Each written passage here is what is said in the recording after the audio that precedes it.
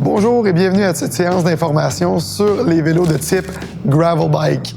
Je dis ça avec un gros sourire parce que là, c'est la folie furieuse depuis environ 2 ans.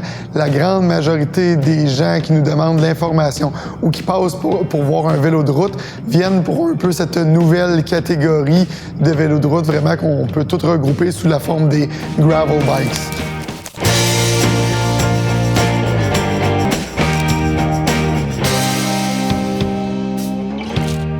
Qu'est-ce qu'il y en est? C'est quoi les fameux gravel bikes?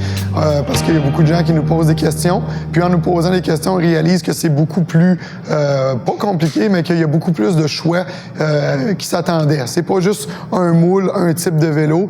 On pourrait dire qu'en bout de ligne, le gravel bike peut se définir comme en 2 grandes familles.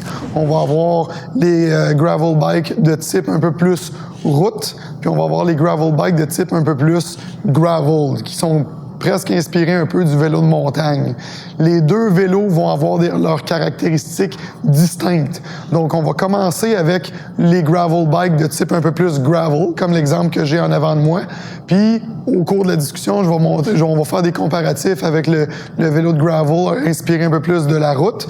Puis, on va voir vraiment c'est quoi les caractéristiques de chacune pour vous essayer de démystifier lequel des 2 styles serait le plus approprié à votre style de randonnée.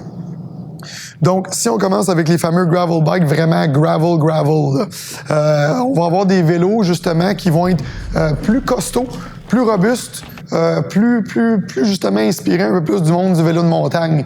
Comparativement au vélo de gravel plus route, on va retrouver des pneus souvent qui vont être quand même pas mal plus larges puis avec plus de garniture. Donc, quelqu'un qui va se diriger vers un vélo de type gravel, c'est quelqu'un qui va vraiment essayer de sortir des chemins asphaltés. Quelqu'un qui va souvent la majorité du temps rouler dans des conditions, on va dire des chemins de terre, des chemins de garnotte, des chemins aussi de poussière de roche, des chemins un peu plus où ce que ça brasse un peu plus, à la limite des sentiers de 4 roues, du sentier assez large, sans être nécessairement du vélo de montagne. Ça nécessite pas nécessairement de suspension puis toutes les technologies qu'on voit en vélo de montagne, mais que le vélo est plus adapté pour ce type de conditions-là versus les gravel bikes plus de route. Donc, le vélo il est plus costaud, il est plus capable, il est plus robuste, il va être plus manœuvrable dans des terrains techniques. Souvent, il va y avoir des pièces justement un peu plus robustes. On va retrouver, par exemple, quand on parle de technologie, de clutch, de système de blocage dans le dérailleur arrière. Donc, ce que ça fait, c'est que quand on va rouler dans des chemins que ça brasse ou ce qui peut avoir des roches, des racines, le système de dérailleur à l'arrière, il va rester plus rigide, il va moins brasser, moins de chances que la chaîne déraille, puis en même temps, on va être capable de garder un changement de vitesse qui va être contrôlé dans un terrain où ce que ça brasse. Souvent, on va avoir des pneus de 38 à 40 mm et plus qui vont avoir beaucoup de garniture pour de l'adhérence. On va avoir aussi des jantes qui vont être plus larges pour être capable d'accepter ces terrains qui brassent un peu plus là. Le frein à disque, c'est un must. Peu importe quel type de catégorie de gravel on regarde, que ce soit du gravel plus route ou gravel, on va avoir du frein à disque, que ce soit mécanique ou du freinage à disque hydraulique. Souvent, les premiers prix, ça va être dans le mécanique, puis quand on monte de gamme, on va tomber dans l'hydraulique. Le freinage hydraulique va offrir une meilleure modulation, un meilleur contrôle que le freinage mécanique, qui s'est quand même grandement amélioré dans les dernières années. Le freinage hydraulique va aussi demander un minimum d'effort au niveau des mains. On peut faire des freinages d'urgence avec seulement un doigt puis avoir une super belle réponse de ces types de freinages-là. Souvent aussi dans les vélos gravel, on va avoir des terrains qui vont être, on va dire, pas nécessairement moins accidentés, mais qui nécessitent moins de gros changements de vitesse radicale, des moins gros changements de vitesse drastiques. Donc souvent, sur ces vélos-là où on retrouve des pneus plus larges, on va se retrouver avec seulement un plateau à l'avant. Fait que dans la grande majorité des cas, ça va être des systèmes d'engrenage où on va avoir du 1 par 11, des fois du 1 par 10, puis dans le plus haut de gamme, du 1 par 12. Donc, vu qu'on va avoir justement du terrain qui va être différent du vélo de route, le changement de vitesse à l'avant radical où on passe du gros plateau au petit plateau est moins nécessaire, si on veut. Fait que c'est pour ça qu'on va avoir beaucoup de 1 plateau sur ce type de vélo-là. Ce qu'on va retrouver aussi dans le vélo style gravel, au niveau des axes de roue, on va retrouver des axes de type True Axle. Donc, le fameux Quick Release traditionnel, plus mince, versus le fameux True Axle, on voit qu'il y a une bonne différence entre les deux. Le True Axle va offrir une meilleure rigidité, un meilleur contact entre le moyeu puis la fourche ou entre le moyeu puis le cadre en arrière, surtout avec l'application des freins à disque où un bon freinage d'urgence va peut-être créer un peu plus de flexion au niveau du cadre. Mais ce True Axle-là va venir amoindrir cette flexion-là. Donc, beaucoup plus rigide, meilleur transfert d'énergie, beaucoup plus efficace. Un peu comme les mêmes choses qu'on voit en vélo de route où le frein traditionnel est en train de disparaître. Le fait d'avoir le frein à disque en bas rend le vélo beaucoup plus confortable à l'avant et à l'arrière. On est obligé de mettre moins de matériaux à l'arrière et à l'avant pour compenser la fameuse torsion que le frein traditionnel va mettre. Donc, on renforce dans le bas, dans le centre des moyeux. Ici, on dégage un peu de matériel. On dégage ou on met du matériel qui va accepter un peu plus les vibrations. Fait que ça fait que des vélos qui sont plus confortables. Fait que le freinage à disque, de façon générale, va pouvoir nous offrir un vélo avec plus de souplesse, plus de confort. À la limite, on va voir dans la catégorie vraiment gravel, des vélos style aventure, d'expédition. Souvent, ces vélos-là, ils vont être très, très, très polyvalents, même au niveau de la dimension des roues. Souvent, ces vélos-là vont venir avec des roues traditionnelles 700, puis des pneus 38, 40, 42, voire jusqu'à 45. Mais ils sont aussi compatibles avec ce qu'on appelle des roues 650B. Donc, des roues de diamètre plus petit, puis des pneus beaucoup plus gros, autant en largeur qu'en hauteur. Fait que des gens qui utilisent leur vélo comme vélo d'aventure, de vélo pour vraiment aller en expédition, puis tu sais jamais sur quel terrain tu vas tomber. Des fois, de changer ou peut-être avoir une deuxième paire de roues pour du 650B avec du plus gros pneu, des bagages, le coussinage des pneus va venir augmenter le confort, puis va venir aussi augmenter le niveau de surface qui est touché avec le sol. Donc, peut-être une meilleure conduite quand ça brasse. Donc, des fois, vous allez peut-être en voyage ou vous allez être en expédition en Gaspésie ou peu importe, puis vous allez vouloir aller explorer un peu plus proche de la mer, un peu plus proche du rebord des falaises. Puis là, avec votre pneu un peu plus large, votre vélo un peu plus capable, ça va vous permettre d'aller où ce que normalement un gravel un peu plus route avec des plus petits pneus plus fins vous permettrait pas aussi bien d'aller de façon aussi sécuritaire. La plupart de ces vélos-là, qu'on parle en aluminium ou en carbone, vont quand même venir avec une multitude d'options pour monter des porte-bagages, que ce soit à l'arrière, à l'avant. Ce sont des vélos, justement, qu'on peut utiliser pour faire de l'expédition ou ce qu'on appelle en anglais du bikepacking. Donc, c'est pour ça qu'il va y avoir beaucoup de rivets de porte-bagages sur ces vélos-là, beaucoup de rivets pour différentes options, sans nécessairement mettre des porte-bagages. On peut mettre des sacs de cadre, des sacs au guidon, des gros sacs de selle. C'est des vélos qui sont... Moi, j'aime bien les appeler les SUV des vélos de route.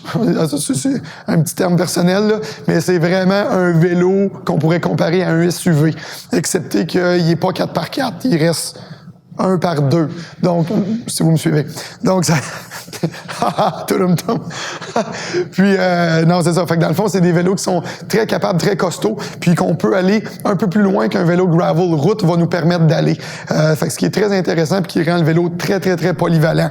Aluminium versus carbone, préférence personnelle, préférence de budget. Évidemment, le vélo en carbone va être un peu plus léger que le vélo en aluminium. Les aluminiums d'aujourd'hui sont tellement bien construits, sont tellement plus raffinés qu'il n'y a plus une énorme différence de poids entre le carbone et l'alu. Évidemment, le carbone va mieux absorber les vibrations. Ça va faire que sur une plus grande sortie, on peut peut-être avoir un moins haut niveau de fatigue par rapport au vélo d'aluminium qui va transmettre un peu plus les vibrations. Mais encore, aujourd'hui, les vélos d'aluminium sont beaucoup plus confortables qu'ils étaient il y a quelques années. Donc, est-ce que je devrais aller vers un alu ou un carbone? Tout dépend évidemment du budget que vous avez, du groupe de pièces que vous recherchez. Certaines personnes, par exemple, vont rechercher, un peu comme celui-là, le groupe de pièces Shimano GRX avec freinage hydraulique. C'est un groupe des fois qui va être réservé en 11 vitesses pour les vélos en carbone. Vous allez des fois pas le retrouver sur les vélos en aluminium. Fait que dépendamment de ce que vous cherchez, des fois vous allez être un peu, entre guillemets, pris avec le groupe de pièces que vous choisissez parce qu'il va aller juste dans le carbone ou au contraire juste dans l'aluminium. Les compagnies essayent d'être assez conséquentes. Donc, quand ils pensent à un vélo, ils pensent à un tout. Donc, c'est bien rare qu'ils vont vous mettre un groupe de pièces de base sur un beau bike en carbone ou qu'ils vont vous mettre un groupe de pièces ultra haut de gamme sur un vélo en aluminium. On pense vraiment comme un tout puis d'être conséquent dans le tout. Chaque compagnie de vélo, faut pas oublier que c'est une compagnie qui va être un fabricant de cadres. Les groupes de pièces, les composantes vont être sensiblement les mêmes d'une marque à l'autre. On va retrouver beaucoup de SRAM dans ces compagnies-là. Puis depuis tout récemment, on va dire cette année, avec l'avènement du groupe GRX chez Shimano, on recommence à avoir beaucoup de Shimano aussi sur ce groupe, sur ce style de vélo-là. Donc on avait des clients qui étaient des fans finis de Shimano. Dans les dernières années, il n'y avait pas beaucoup d'options pour ce style de vélo-là. Mais maintenant, avec le groupe GRX qu'on a en 10 vitesses ou en 11 vitesses, on est en mesure d'avoir, pour les fans de Shimano, de retrouver votre groupe préféré sur ce style de vélo-là qui est vraiment à la mode depuis 2-3 ans. Ensuite de ça, on va commencer à regarder un peu plus les vélos de route, les vélos gravel, inspirés un peu plus de la route. En bout de ligne, ce que c'est le vélo de route endurance version un peu plus capable. Donc souvent, on va retrouver des pneus de 30, 32 ou 35 mm qui vont avoir moins de garniture que les vélos qu'on va retrouver sur les vélos vraiment gravel. Donc, je dirais que c'est la catégorie qui est le plus populaire, qu'on reçoit le plus de demandes. Pour différentes raisons. Ça s'applique pas seulement à l'enthousiasme de vélo de route, ça s'adapte, ça va être aussi en conséquence avec la clientèle qui veut même aller travailler. Donc, on vend des vélos de route de type gravel route, à l'enthousiaste qui veut aller travailler, mais qui a pas le goût d'avoir un hybride. Il veut pas un urbain performance. Lui, ce qu'il veut, c'est aller travailler avec un vélo de route, guidon courbé.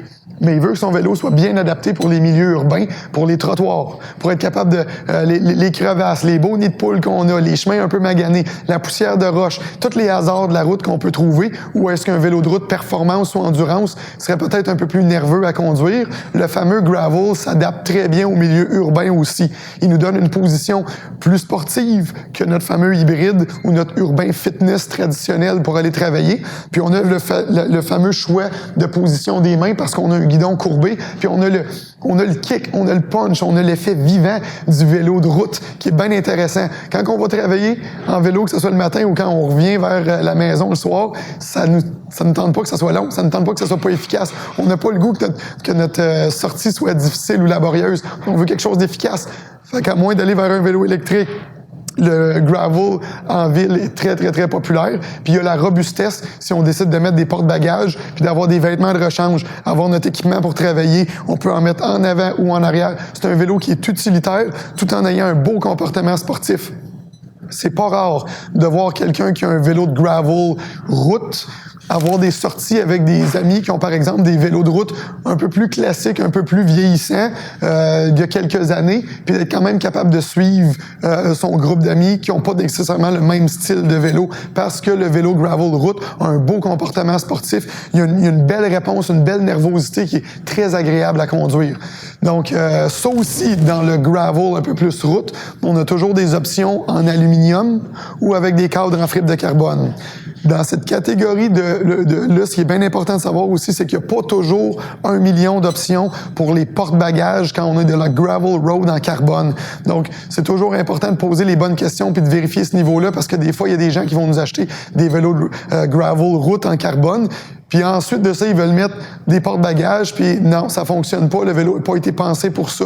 Ou il va y avoir différentes options, que ce soit pour des sacs de cadre ou des bons sacs de selle à l'arrière. Mais ça, c'est toutes des choses qu'on peut regarder individuellement selon vos types de besoins. Il y a quand même beaucoup de choix qui s'offrent à vous, vous êtes pas mal pris. Au niveau de la conduite, le gravel road, le gravel de route, va avoir une nervosité qui va ressembler un peu plus au vélo de route. Une nervosité, une conduite, une particularité qui va ressembler aussi au vélo de route, c'est qu'on va être en position semi-penchée, semi-performant, mais un peu plus droit que sur un vélo de type course, de type performance. La position sur un gravel road, puis la position sur un vélo de route endurance, très près. Au niveau des géométries, ça se ressemble aussi, mais lors du positionnement, on peut venir peaufiner selon votre préférence personnelle. Ça, il n'y a pas de problème. Ensuite de ça, ce qui va vraiment venir différencier aussi la conduite avec un gravel versus un gravel road, c'est que le gravel va être justement avec un peu plus il va être mieux adapté pour les terrains casser les terrains où ce que ça brasse un peu plus. Puis on n'a pas besoin d'être un fin connaisseur pour voir la différence, là. Même quelqu'un, par exemple, qui n'a jamais fait de vélo de route ou vélo gravel, on ferait essayer les deux types de géométrie, puis quelqu'un pourrait apprécier tout de suite la différence de un ou de l'autre selon ce qu'on préfère, puis selon aussi nos objectifs de sortie. Gênez-vous pas de demander si c'est un premier vélo, si vous pensez vous joindre à un groupe de cyclistes, à un groupe d'amis. Demandez qu'est-ce que... Vous autres, vous roulez quoi? Est-ce que vous êtes plus du type du gros gravel expédition ou d'aller un peu plus du style route? C'est certain que si vous avez un vélo qui concorde un peu plus avec ce que les autres dans votre groupe d'amis vont rouler, vous allez... C'est pas juste une question d'être influencé, c'est une question de performance. Vous allez mieux suivre le groupe, ça va faire des sorties un peu plus uniformes, ça va venir niveler le niveau d'habileté, de maniabilité de chacun des cyclistes. Donc, je pense que j'ai fait le tour, c'est gravel. OK. Donc, si vous avez d'autres questions, si dans le webinaire d'aujourd'hui, on n'a pas réussi à répondre à vos questions, ou si au contraire, ça a suscité de nouvelles questions, on vous invite à aller vous inscrire pour une période de questions-réponses directement avec moi par téléphone, où on va avoir une période de temps de 20 à 30 minutes, où ce que de façon personnalisée, comme on le ferait en boutique, on va pouvoir répondre à vos questions. Donc, pour optimiser la séance, essayez d'avoir vos questions de déjà prêtes, essayez d'avoir un laptop, un ordinateur de quelque sorte en avant de vous. De cette façon-là, moi devant mon ordi et vous devant votre ordi, on va pouvoir chatter virtuellement ensemble, puis moi je vais être en mesure de vous guider vers certains sites web ou vers notre site web à nous, velolashop.com, pour être capable de voir justement qu'est-ce qu'on a en stock. Si on n'a pas un vélo qui vous intéresse en stock, que ce soit le modèle, que ce soit la taille, puis que vous aimeriez qu'on le commande, moi directement par téléphone, je peux aller voir sur les sites de mes fournisseurs, puis regarder qu'est-ce qu'il y a encore de disponible, puis dans quel délai on peut commander et préparer le vélo pour vous. Donc, c'est un processus qui, par téléphone, est relativement simple, puis on peut pratiquement reproduire l'expérience client qu'on vivrait en boutique, mais au bout du fil. Donc, n'hésitez pas, si vous avez des questions, allez vous inscrire, ça va me faire plaisir de répondre à vos questions par téléphone. Merci d'avoir participé au webinaire et bonne fin de journée.